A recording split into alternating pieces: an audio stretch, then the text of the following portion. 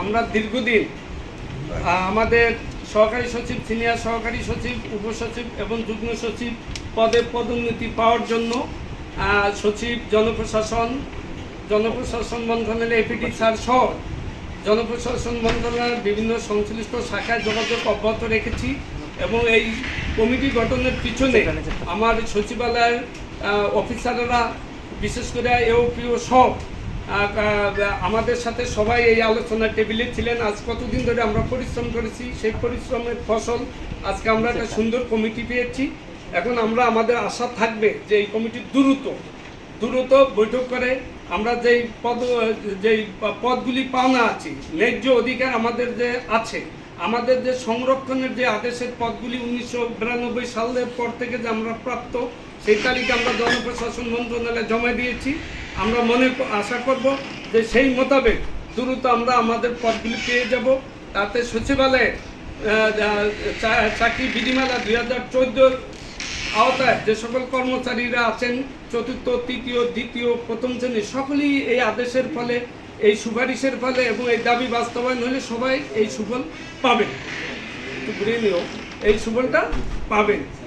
এবং আমরা আনন্দিত, আমরা আজকের এই কমিটি করার জন্য জনপ্রশাসন মন্ত্রণালয়ের সিনিয়র সচিব মহোদয়কে এবং এপিডি উইংয়ের এপিডি অতিরিক্ত সচিব এপিডি স্যারকে আমরা আমাদের পক্ষ থেকে ধন্যবাদ জানাচ্ছি।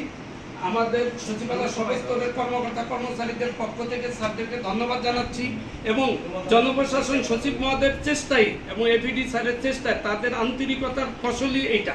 তারা আন্তরিক ছিল বলেই আজকে আমাদের এই দাবি বাস্তবায়নের জন্য এই কমিটিটা গঠন করা সম্ভব হয়েছে। আমরা স্যারদের কাছে কৃতজ্ঞতা জানাচ্ছি, সাথে সাথে স্যারদের কাছে দাবি রাখবো যে এই কমিটি যাতে দ্রুত কার্যক্রম শুরু করে এবং এই কমিটির সাথে আমরা আবার যোগাযোগ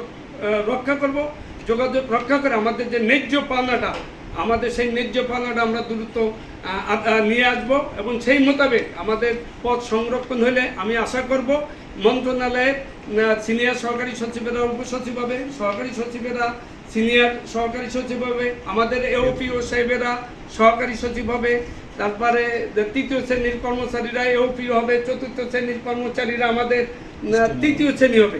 মানে এই কমিটিটা আমাদের শুধু এওপিওদের জন্য বা অ্যাসিস্ট্যান্ট সেক্রেটারির জন্য বিষয়টা তা না, এই সচিবালয়ে যারা চতুর্থ শ্রেণী কর্মচারী, তৃতীয় শ্রেণী কর্মচারী, দ্বিতীয় শ্রেণীর কর্মকর্তা, প্রথম শ্রেণীর নন ক্যাডার কর্মকর্তা আছে, সবার জন্য এটা একটা সুসংবাদ।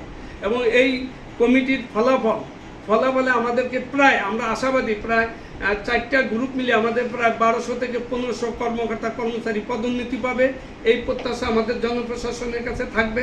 আমরা এই কমিটির কাছে ন্যায় বিচার পাবো, ন্যায্য অধিকার ফিরিয়ে পাবো, এই প্রত্যাশা আমাদের আছে, আমাদের সর্বস্তরের আছে। আমাকে অনেকে ফোন করেছে, বিভিন্ন মন্ত্রণালয় থেকে কর্মকর্তারা, এও সাহেব, পিও সাহেবেরা সবাই ফোন করেছে, বলছে যে আপনি জনপ্রশাসন সচিব স্যারকে একটা ধন্যবাদ জানিয়ে দেন যে স্যার অতি দ্রুত এই কমিটি করেছে এবং দ্রুত এই কমিটির যাতে ফলাফল আমরা পেতে পারি সেই দিকেও আবার আমাদেরকে বলেছে যে আমরা যেন আগের মতো এই কমিটির আহ্বায়কের সাথে যে একটা দেখা করে আমাদের বিষয়গুলো আবার তার কাছে আমরা তুলে ধরি। তা আমার কমিটি সকল নেতৃবৃন্দকে, সকল অফিসারদেরকে আমাদের সদস্য সচিব শফিকে শুরু করে সকল সহকারী সচিব, সিনিয়র সহকারী সচিব, সচিবদেরকে ধন্যবাদ জানাচ্ছি যে তারা যখনই ডেকেছি তারা তখনই আমাদেরকে সহযোগিতা করেছে, স্বতঃস্ফূর্তভাবে সহযোগিতা করেছে।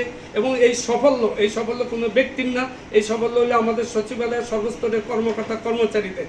আপনারা আছেন আমার রুমে, এই খবর পেয়ে আমি আপনাদের কাছে কৃতজ্ঞতা জানাচ্ছি যে আপনারা যখনই কমিটি হয়েছে এই খবর শুনিয়ে সবাই আসা শুরু করছেন। ইতিপূর্বে আরও অনেকে আমার রুমে এসেছেন, হয়তো আরও আসবে, কিন্তু এওপিওরা অফিসাররা আসা শুরু করেছে যে এই কমিটি হতে তাদের যে আনন্দ, সে আনন্দ তারা প্রকাশ করছে, আসতেছে, একটু পর টেলিফোন করতেছে, একটু পর। হ্যাঁ, আমি বলতেছি আপনাদের সাথে আবার কথা বলবো। ওকে হ্যাঁ, তা এটা হলো আমাদের আনন্দ বিষয়।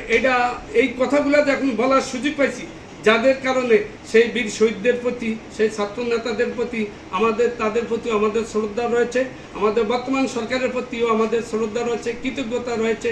বর্তমান সরকারের চেষ্টাই এবং তাদের সময় আমরা আমাদের ন্যায্য দাবিগুলো দ্রুত বাস্তবায়ন হবে, এটা কিন্তু বর্তমানে এখন সচিবালয় থেকে শুরু করে সর্বস্তরের কর্মকর্তা কর্মচারীরা এই প্রত্যাশা রাখে।